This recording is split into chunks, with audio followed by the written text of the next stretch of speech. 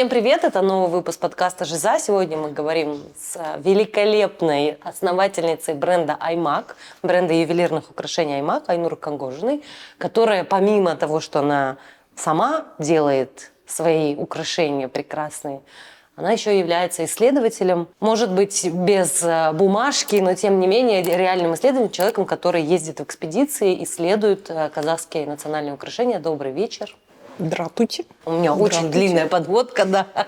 Всем привет. С того момента, как я влюбилась в iMAC, да, я Спасибо. Очень хотела эту философию бренда понять. Как вы пришли к тому, чтобы делать самостоятельно украшения? На самом деле, именно руками, благодаря тому, что я коллекционировала, и мне всегда был вопрос, почему тот или иной вид стилей, то есть по истечению того определенного времени, когда я поняла, что существует в Казахстане очень много разных стилей, техник, у меня, естественно, начал возникать вопрос, а почему тогда на рынке существует только один западно-казахстанский, и у всех примерно, скажем так, лет 10 назад у меня, например, как у человека, который был из примерно продакт-дизайна, у меня был вопрос, а почему, казахских украшений не существует, минималистичных или еще что-то. И, конечно, этот поиск самоидентификации был, тем более, когда ты ездишь по мировым выставкам, да, и тебе нужно самовыражаться, показывать, кто ты и что ты. И мне хотелось, конечно, помимо одежды выделяться в украшениях, но такого не было. И когда я начала смотреть, изучать, я поняла, что существует в основном западно-казахстанский стиль, он, скажем так, приемлем, в основном его всегда, это было что-то из такого мнения, типа что-то для бабушек, для опашек, для более взрослого поколения. Но я человек, который ходит в кроссовках, любит, бойфренды, худи, и я бы хотела носить украшения. Я ужасно люблю украшения. И у меня всегда возникал вопрос, а почему вы в других стилях не работаете? Это сложно, это как-то не принято или еще что-то. И, естественно, читая книги, в ходе исследования я начала замечать тот или иной вид исчез, например, после 20 века, я начала думать, а как это сделать? Наверное, что-то очень сложное. Ушла в подмастерье, говорю, попробуйте меня научить хотя бы простым техникам, базовым каким-то. Так я работала в подмастерье, ходила к Дулату Ашимову, он учил, и я начала экспериментировать. А почему же, вопрос? Так и появилось. То есть так я и стала понимать, насколько сложный процесс, несложный, как это можно сделать более трендово, более доступно для потребителя. По поводу экспедиций, как вы, то есть вы условно никогда этого не делали? Вы можете вспомнить свою первую, может быть, экспедицию? Как вам получилось напроситься, если можно так сказать? Археологически, потому что в основном, конечно, я ездила более такие исследовательские экспедиции. У меня был вопрос всегда, почему тот или иной регион очень сильно отличается в ювелирном искусстве, в культурном, орнаментальном. И для меня было важно посмотреть своими глазами, как это сейчас выглядит. То есть ты понимаешь природные условия, какие-то культурные, даже сленги, акценты разные совершенно. Поэтому и тебе становится понятно, почему в том или ином регионе такой стиль. Археологические раскопки – это всегда была моя мечта в такую экспедицию, но это что-то для меня казалось романтичным. Я более чем уверена, что и кино когда-то казалось романтичным, когда ты погружаешься в реальность, и для тебя становится это рутина, то это совсем другое. А с археологией у нас в этом году случилось. Это был совершенно волшебный случай. Я на самом деле давно мечтала купить дом в деревне на окраине Казахстана, в буквальном смысле. И я нашла домик мечты очень далеко от Алматы, очень далеко от людей. И он прям реально в горах, на границе. И, по-моему, второй день владения домом, когда я уже приехала туда его восстанавливать, я увидела на другом берегу реки людей, и потом я узнала у местных, что это, оказывается, археологи. Я говорю, и почему на окраине деревни? Никто, я даже предположить не могла, что это возможно. Вот, и я, в общем, да, им писала везде в соцсетях: пожалуйста, возьмите волонтера, я согласна, мне кормить не надо, поить не надо, возить не надо, платить не надо, я хочу вообще прикоснуться к этой истории. Да, в общем, так и получилось. И это был удивительный опыт, и я поняла, насколько это тяжелая работа, но для меня, как исследователя частного, да, это очень важная история, потому что благодаря такой работе ты понимаешь, почему в XIX или в XX веке, ну, скажем так, эти украшения дошли до XX века. То есть украшения, которых там ты понимаешь, что они и 2500 лет назад существовали, и сейчас. И для меня, как человека, который около дизайна связанный, мне казалось, блин, кто-то 2500 лет назад придумал дизайн или идею, и которая просуществовала 2500 лет. То есть мы понимаем, да, что ничего не вечно, ничто не вечно, а чей-то дизайн просуществовал 2500. И мне кажется, это так удивительно. И археология именно дает вот эту основу, где ты можешь докопаться, что существовали люди 2500 лет, придумывали какие-то свои стили, дизайны, и которые дошли сквозь 2500 лет. Как говорит моя племянница, вы дружите 10 лет? О, так сейчас никто не дружит. Я такая, вау, вы 10 лет считаете, что это много, а тут что-то, что существует 2000 лет. Это так круто. Согласна. Ну, если, да, вот вернемся к исследовательским вашим экспедициям, вот вы говорите, что вы сами, да, как это выглядит? Да, я немножко в этом плане сумасшедшая женщина, и всегда, ну, наверное, благодаря себе, тому, что у меня нет страха, ты садишься в крокодилу. У меня специальная машина есть, я для этого приобрела. И едешь. Просто находишь Google Maps и понимаешь, так, Восточный Казахстан, так, что там есть. Исследуешь, а потом просто тупо едешь и рандомно заезжаешь просто. Так, дорога куда-то ведет, она где-то должна закончиться. И ты примерно так едешь, просто смотришь, наблюдаешь за жизнью, простой жизнью людей. И чаще всего это становится понятно, почему. То есть ты смотришь, как у них украшены заборы, какие у них курпешки висят на заборах, да, или как они выглядят визуально. Просто. И так, самая длинная, наверное, была поездка в прошлом году. Это было 18 дней. Восточный-северо-восточный Казахстан. Ну, просто на 18-й день я поняла, что я тупо просто устала. Это такое немножко энергозатратное действие. Ну да, еще и в одиночку. Да, и конечно же, в таких экспедициях чаще понимаешь, где ты чувствуешь себя безопасно, как женщина, за рулем одна, путешествующая, а где-то, вот, например, Восточный Казахстан, я не знаю почему, но я была практически везде, кроме Джисказгана и Западно-Казахстанской области, а так я была просто во всех маленьких аулах, какие можно было представить. И почему-то в Восточном Казахстане мне было ни разу неспокойно. Угу. Да, я поэтому доехала, по-моему, до Павлодара и сказала, сворачиваемся, едем домой обратно. Я больше себя не чувствую безопасно. Это было на самом деле страшно. Хотя и в Южном Казахстане, да, там очень много таких дальних мест, и горных, и все такое, но это не так страшно. Почему, не знаю. Это вот про внутренний, да, страх? Я думаю, нет, это даже не какое-то внутреннее ощущение, но больше здесь именно взаимодействие с людьми. Даже на севере, насколько там было более агрессивно, но я так себя не чувствовала как-то как женщина, менее безопасно.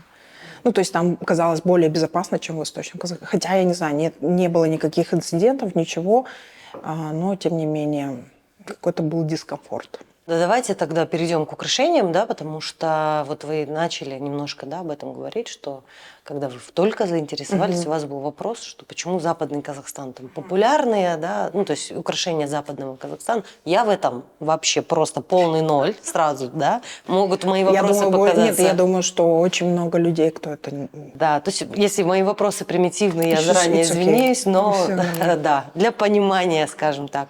Что значит Западный Казахстан и украшения Западного Казахстана? Какие они? В основном это, конечно, массивные украшения. Потом есть их отличительная черта – это кудагижузаки, да, помним кольцо, которое практически на всю ладошку, плюс-минус около, да. Они обязательно украшены ярко, что-то такое позолоченное, да, там очень много деталей, каких-то таких точечек, зернышки, да, скажем так. Но еще отличительное их украшение, второе, даже, наверное, первое, это ониржек, это вот этот как раз-таки большое украшение. То есть на юге это бойтумары, где-то просто тумары, да, где-то укишки, но именно в западном казахстанском стиле вот это что-то такое массивное. У меня есть теория, почему, например, на западе Казахстана, ну, это всего лишь теория, она не подкреплена никакой исследовательской деятельностью. Ну, согласно опыта, я думаю, что, во-первых, это очень, скажем, такой природный ландшафт, довольно-таки скудный. Да, там же ничего не растет, оно все такое бледно-бежевое, да, сероватое даже. Плюс там нету никакой растительности особой, да, там, безусловно, есть божжера и вот этот весь устюр, да, но я думаю, поэтому, скорее всего, они, наверное, так самовыражались. Какая-то была у них такая потребность, да. То есть у них нету примерно ничего, да, но тебе нужно что-то такое яркое. А напротив же, да, если мы посмотрим на Южный Казахстан, то очень много зелени, очень много продуктов, да, то есть что растет, и поэтому их украшения более тонкие, более плавные, плюс еще влияние соседних, да, там племен и народности. Вот, и так, конечно, сказывается. Ну, и еще другая теория о том, что почему именно в западно-казахстанском стиле, это моя теория, вообще изначально украшения – это же доспехи. Угу. Вот, если вы видели, да, у них такие огромные браслеты, вот даже можно посмотреть, да, вот они вот шире, больше, такое массивное. Я думаю, что они защищались, по моей теории, жизненно важной точки. Это запястье, вены, да, височные украшения здесь тоже, да, очень опасное. Ну и плюс грудь, сердце и... Что касается украшений севера и востока, какие они? Что и северные, что северо-восточные, они, конечно, более такие спокойные, они минималистичные, но в Восточном Казахстане цветочный больше орнамент, да, а в Северном больше, наверное, камушек. Стекляшек, камушек. Я думаю, там тоже влияние соседних племен, скажем так, народностей. И плюс, например, отличительной особенностью это, конечно, стиль изготовления. У них есть ткань. Она менее применима на юге, на западе, можно сказать, даже ее там мало, но на севере ее много, например. Это просто техника изготовления. Из отдельных видов украшений, наверное, укаяк называется, это такой оберег, как ониржек, это тоже оберег, плюс там статусно. А бойтумары это вот что-то такое, да, то есть это более южная тема. То я думаю, что укы – это более северная тема. Север, восток, вот эти совиные перышки. Но это украшения, сделанные из когтей совы. Соответственно, кольца вот эти, которые... А у них нет, это обычно что-то висячее, да, что-то такое, как оберегательное. То в Восточном Казахстане, но, в принципе, в экспозиции как раз-таки то, что мне хотелось показать, что простые даже кольца отличаются. Тебе казалось бы, что супер простые, но что-то может отличаться. И ты видишь север, восток, центр, юг, запад. И в восточном, наверное, больше формами. На севере больше эмали добавляется черная. Например, синяя – это только Южный Казахстан. Черная – это только Северный Казахстан. И плюс немножко Гурьев. Но я думаю, там тоже, это даже больше 20 век. Вот такие особенности отличительные. В Центральном Казахстане более спокойный, сдержанный, и там более графический, скажем, такой графичный орнамент, да, там квадрат, да, что-то такое, прям треугольник, жесткий. Ну, рубленые, да? Да. Если вы увидите в экспозиции вот Шашбау, да, вот внизу я его называю коромысло. То есть это чисто карагандинская тема. Ну, в смысле, и центральная часть. Такой вид изготовления, по идее, это один вид украшений, но это 3 разных региона. И ты видишь просто разнообразие изготовления. Вообще, насколько, да, там в целом уделяется вот в современной науке, да, например, исследовательской, вот украшениям внимание, время? Ну, судя по моей исследовательской деятельности, от того, что сложно было найти экспертов каких-то, да, преподавателей или вообще что-то около этого, очень-очень мало. И я понимаю, что это мало исследованная наука, даже ее не назовешь наукой. Как-то спросила у археологов, а почему украшения, там, вот, когда читаешь исследовательский материал, ну, даже не научную публикацию, да, там, под тем или иным раскопкам, и нету какого-то отдельного акцента на украшения. То есть есть по стилю архитектуры, какие что-то, я называю это сопутные изделия. То есть керамика более раскрыта, например, чем там, бронза или золото, какие-то металлы. Но что мне как-то один научный сотрудник сказал, что это просто как сопутствующие изделия, которые нашли, но этим никто не занимается. Просто я думаю, что мало людей, мало научных сотрудников, кто в принципе занимается этим. Ну, что это дефицит просто людей. Какую роль, на ваш взгляд, может быть, да, ну не судя по опыту, все-таки выполняли украшения? Да, вы сейчас сказали, да, что они вышли из доспехов, но они для чего-то же, да, там... Ну, конечно, безусловно. По моей версии, что и я очень сильно удивлена, почему этому не уделяют очень такое особое место, и никто не изучает прям отдельно, потому что я считаю, что украшение – это прям маркер времени любого. И мне кажется, они существовали и 4000 лет назад, и 2000, и 100 лет, и сейчас они существуют. Но почему это не изучается как культурный слой? То есть ты понимаешь, какое было влияние. Ну, я бы очень хотела заниматься прям как бы больше научной деятельностью, понять, откуда или как, когда появился тот или иной вид украшений, который устоялся, дизайн которого устоялся там 2000 лет. Вот. И мне кажется, это очень важно. Это не менее важно, чем керамика, по которой ты можешь считать, да, когда она была сделана, что было в ней хранилось, или питалось, или готовилось в ней. Мне кажется, по украшениям также можно считать. Это вот касательно археологии, более старых каких-то. Но по 19 веку я точно знаю, что это social media того времени. Я думаю, и в 2000 лет назад это было то же самое, где ты мог считать, откуда родом, куда замуж вышла, какой статус у семьи, какое положение, да, там очень многие такие вещи. Потому почему этого перестали делать в 20 веке, я не знаю. Ну, есть предположения, конечно, но я считаю, что это было классно. Классно, что оно сохранилось хотя бы в таком виде. И удивительно, когда ты просто шаг за шагом, маленькими шажками просто идешь и раскапываешь. И для меня это тоже такая археология. И почему, наверное, меня тянет в археологию? Потому что я, когда собираю там, и вот ты видишь палетку, и такой, о, в восточном, вот, и ты прослеживается, что стиль вот он только вот здесь был, да, там. Ты очень понимаешь это, когда ты смотришь в общие картины.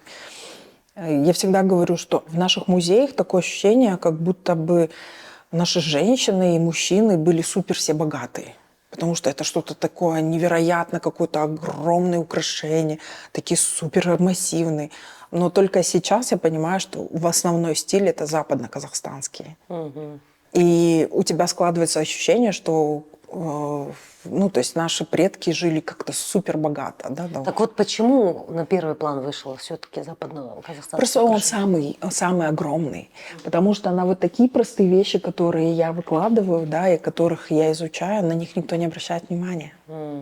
Потому что они кажутся простыми. И чаще всего мне они, вот особенно первое время, доставались примерно, ну, скажем так, лом. За Знаете, копейки, что это такое? Нет, это даже не за копейки, просто лом. Это где просто сломанные какие-то изделия, тебе кучей продают, и ты из этой кучи там один кусочек вырвешь. Да, вот, например, алемка, кольцо. Нет, у вас нет, да, в которой да, 4 маленькая. Ромбиком. Например, оно было только шляпка. Я подумала, вау, это такой классный дизайн, и это 19 век, и ты понимаешь, что там не так много, может быть, драгметалла, но для меня это важно. И для меня это стало важно. Блин, а почему? Почему это исчезло? Почему это перестало быть модным? Или почему это перестали использовать? И все думают, что вот что-то нужно в западной Казахстане. Ужасно люблю. И это действительно один из самых сложных стилей. Он, правда, его изготавливать тяжело. И но когда существует как минимум 4 основных важных, почему бы это не использовать? Да, согласна. Знаю, что пуговицы еще выполняют роль какого-то символического, да, вот можете об этом рассказать? Ну, опять же, я тут плыву, потому что я не знаю. Мы их называем пуговицы, тюйме, да, переводится, но на самом деле у них тоже есть от региона. Например, плоские из камней пуговицы, они восточному Казахстану присущи. Акык тюйме, тана, есть просто тюйме и еще подразделения. И у них, конечно, выполняло больше такое, как и все практически украшения, выполняли более смысловое, да, от сглаза, там, потому что я думаю, что в это верили раньше очень сильно. Помним, что детская смертность невысокая, да, и плюс, я говорю, что даже у мужиков, ну, в смысле, даже мужчины более богатые, статные, потому что это тоже был признак статуса, вешали какие-то огромные, да, вот эти круглые пуговицы могли вешать, или плоские тоже они могут там до 10 сантиметров. Но они выполняли более декоративную и смысловую нагрузку, нежели чем практичную. Да. Практические тоже есть, но они более мелкие, они более... То есть, к сожалению, в музее все невозможно представить, всю коллекцию, поэтому мы выбрали более яркие, чтобы люди, в принципе, понимали, что существовали такие пуговки. Вы же покупаете тут все, что в музее представлено. Да? Во-первых, давайте начнем с того, почему, в принципе, вы решили вот делиться, да, своей коллекцией на обозрение. Ну, как бы обычно коллекционеры это же такие там... Все в кубышечку. Да, себяшечки. Это для меня там, Да, да, и так далее. я пережила этот период. Первые годы, вот недавно вспоминала, говорю, я же первое время была настолько безумная, что я просто просыпалась, свои 3 волосинки, как я называю, да, там, это же маленькая какая-то была, первые коллекции, первые изделия, точнее, которые покупала. Я утром просыпалась, их гладила обязательно, на них смотрела. Вечером перед сном это должно было быть все на виду, и я так этим восхищалась. И как дракон над златом, моя прелесть. Вот. А почему мне захотелось этим всем делиться с публикой? А сейчас, без ложной скромности, скажу, по-моему, колец у меня порядка 400. И когда ты, да, на них смотришь, и они не повторяются, я не собираю повторяющиеся, я обязательно собираю того, чего еще нету. И идея была собрать именно даже в простых кольцах, ну, все разнообразие, которое существовало там в 19-м, начале 20 века, то, что умудряется, что мне получается до 50-х годов собрать, датируемые, показать и, наверное, рассказать о великом разнообразии, да, и региональном, и стилистическом, и знакомить всех, наверное, ну или, по крайней мере, посетителей, кто приходит, о том, чтобы понимали, что существует, ну, не очень люблю это говорить, но, там, условно говоря, что мы не 50 лет назад слезли с коней и переехали с юрт, да, там, в квартиры. Что культура существовала и до нас, и после нас, я думаю, хотелось бы верить, что она сохранится. И почему-то это, скажем так, было популярно, и это было обычными вещами до там, определенного периода 20 века, а потом это просто перестало быть модным. Вот. И мне хотелось это показать, сохранить и передать будущему поколению, чтобы они как минимум не забывали. Как минимум, чтобы была вот эта опора, куда они могут прийти, посмотреть и сказать: о, окей, да, То есть не только красивый, богатый западный Казахстан существовал, но в Казахстане существует как минимум 5 огромных регионов, у которых тоже есть свой стиль, дизайн, свои символы, орнаменты, свои смысловые нагрузки, во что они верили. Вот. Это была основная идея, почему захотелось делиться. Вся коллекция, которая представлена в музее Аймак, это ваша коллекция Да, личная? да. Сколько лет вы ее собирали? Сколько денег вы на это потратили? Ой, даже как говорит моя подруга, не видишь расходы, как будто бы и не тратил. Вот, поэтому я даже в какой-то момент, но где-то примерно через полгода я перестала считать, потому что я поняла, что либо я плачу, Либо я плачу. Да, либо плачу. Ну, плачу в любом случае, поэтому, чтобы не плакать, а просто радоваться, я не буду думать об этом. На самом деле я собираю, не соврать, с осени 21 года. Это всего 4 года. Но то, что представлено в музее, это, наверное, 1/3. Наверное, я думаю, может, даже чуть меньше. К сожалению, у меня не было возможности представить все, но и думаю, наверное, и не надо пока. Потому что с подписями, чтобы с пониманием, что, откуда, чего и как, хотя бы так называется. Попробуйте переварить хотя бы так. Вот. Собиралась 4 года. Денег я даже не буду говорить. Я правда на каком-то счете просто перестала считать.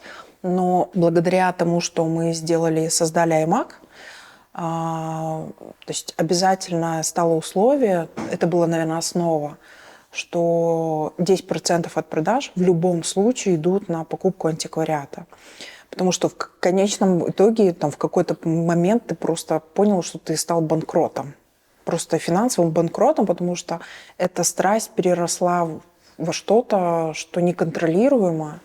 И поэтому я подумала, так, как бы найти способы, чтобы это начало уже, как говорится, хотя бы чуть-чуть на себя зарабатывать. Вот. И так появился Аймак. И я рада, что этот дизайн, который существовал до этого, мы его чуть-чуть переформатировали, да, и сделали более современным. И хотелось бы верить, что этот дизайн передастся дальше, что эта нить времени, она не прекратится.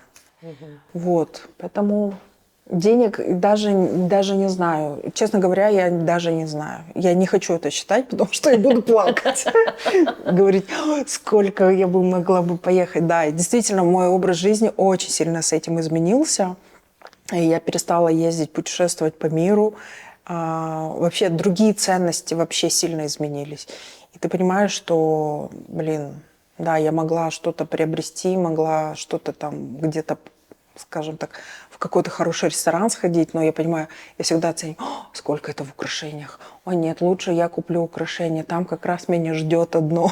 Ну, то есть как-то так. Где вы покупаете эти украшения? Ну, вот антиквариат – это не самое, скажем так, простое приобретение. Антиквариат на самом деле очень-очень сложно находить, потому что, скажем так, до украшений лет 10 я примерно собирала так в развалочку все, что было связано с советской Алматой. А потом я собирала книги, все, что по прикладному искусству, по казахской орнаментике. Вот, и, скажем так, опыт у меня уже был к этому моменту лет 15, и поэтому примерно, я как-то посчитала, у меня 42 контакта, которые периодически присылают. У нас в разных регионах, в разных городах, которые присылают, ой, Нура, вот нам принесли вот такие украшения, тебе надо, не надо, там уже дальше вопрос торга. И есть, конечно, первое время были за границей антикварные салоны, которые имеют шикарнейшие экспонаты, очень-очень шикарные, но, конечно, это что-то это что-то на супер богатом, и я понимаю, что пока я не могу себе это позволить. Есть много вещей, которых я могу еще приобретать здесь, хотя бы собирать что-то. Вот. Поэтому, наверное, 1/3 коллекции это из переплавки, скажем так. То, что было сломано, и ты его отреставрировал. То есть это тоже определенного времени требует. Еще примерно коробочка, которая ждет еще на реставрацию много вещей. iMac сам по себе, да, вот я знаю, что вроде бы, я так понимаю, вы образцы делаете сами вручную, да? Но не каждое украшение сами вручную. Нет, конечно, и это нереально. Во-первых, потому что я очень много езжу. У меня сезон примерно начинается в апреле. Смеемся, да, так, надо все владения объехать, да, примерно Южный Казахстан, потом ты переходишь в центральную часть, потом в восточно-северную часть. Это очень много времени занимает. И, естественно, я зимой, обычно я закрываюсь в мастерской, я могу 10 дней, 20 дней сидеть и экспериментировать. И есть эксперименты, которые не уходят дальше экспериментов, то есть мы их выставляем, просто попробовать, посмотреть. Но я понимаю, что это сложный процесс изготовления, поэтому он будет либо дорогой, либо долгий. Поэтому первые прототипы чаще всего я делаю сама, а потом отдаю в цех. И уже цех как бы делает это более системно, скажем так. Что я как любой художник, который может в 2 часа ночи проснуться и сказать: я хочу, у меня вдохновение, да, и я могу сесть и там через 2 суток встать только. Ну, какие-то такие вещи. Но, тем не менее, в iMac можно купить и антиквариат. Да, конечно. А антиквариат стал появляться, когда те же самые контакты, которые присылают, и говорят, ну, вот я помню, это был год назад, по-моему, парень говорит: помоги мне продать 40 колец. И он присылает целый пакет. Я говорю: ну, присылай, посмотрим, что можем. Естественно, там половина в коллекцию уходит что-то, да, и такая: это все мое, все мое. Я просто понимаю, что я не все могу выкупить, к сожалению. Вот, конечно, я стала выбирать стратегию что-то более ценное, оставляю себе, что-то реставрирую и уже могу помочь продать.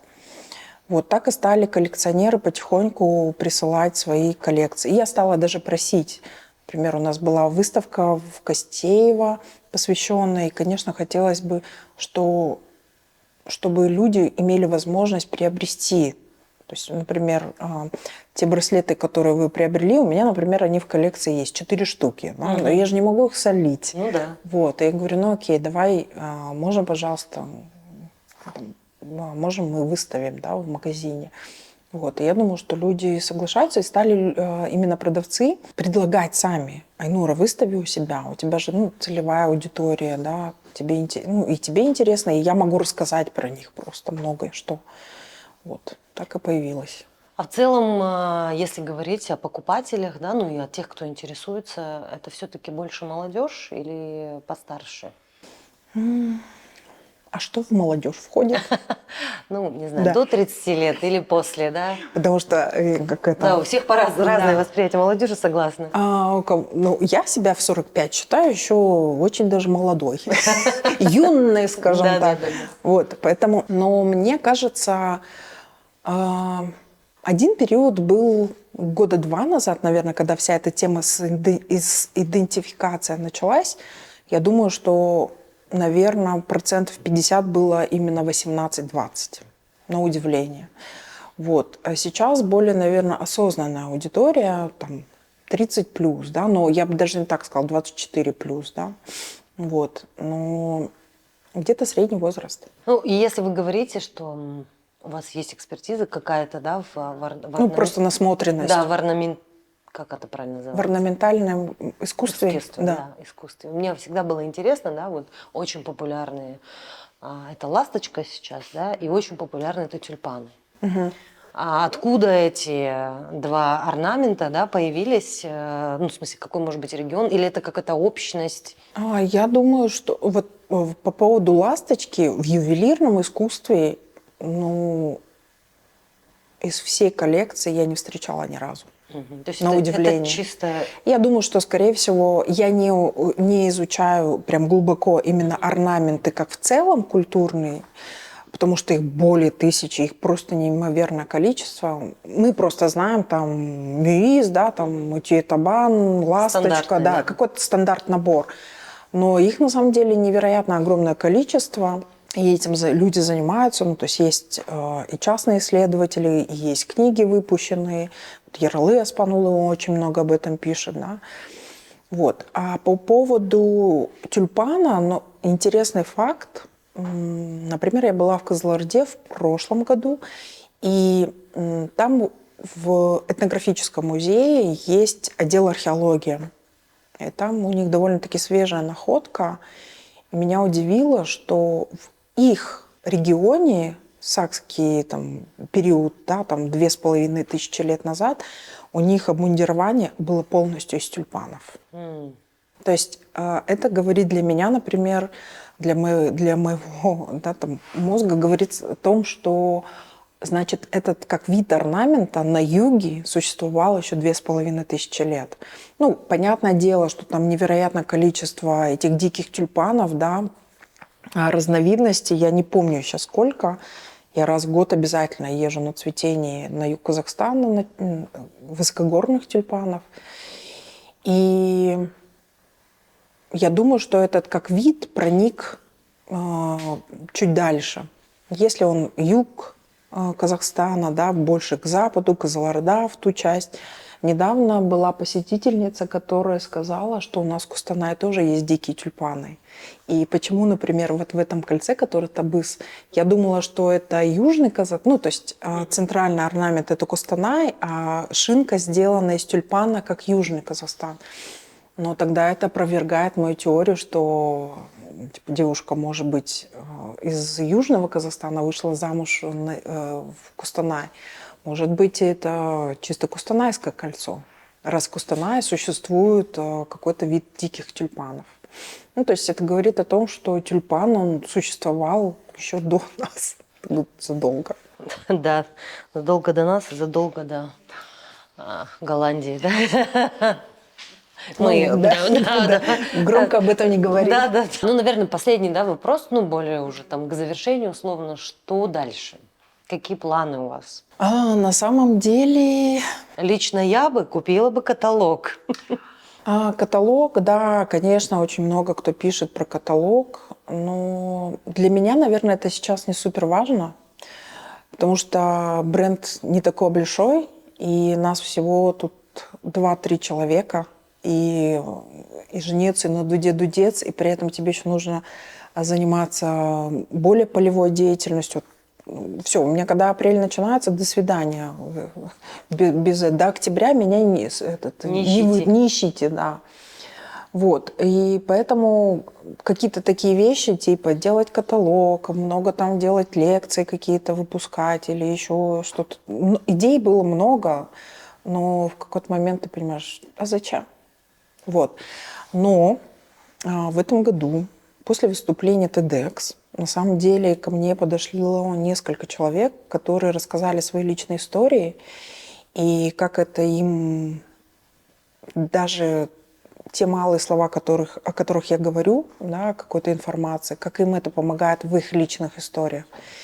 И для меня это было невероятным вдохновением, что все, что ты делаешь даже для 5 человек, это важно. И это значит, ты не зря живешь на этой земле, бренной земле. Поэтому это вдохновило меня делать дальше, продолжать свою деятельность, именно такую более популистскую, да, популяризации, скажем так.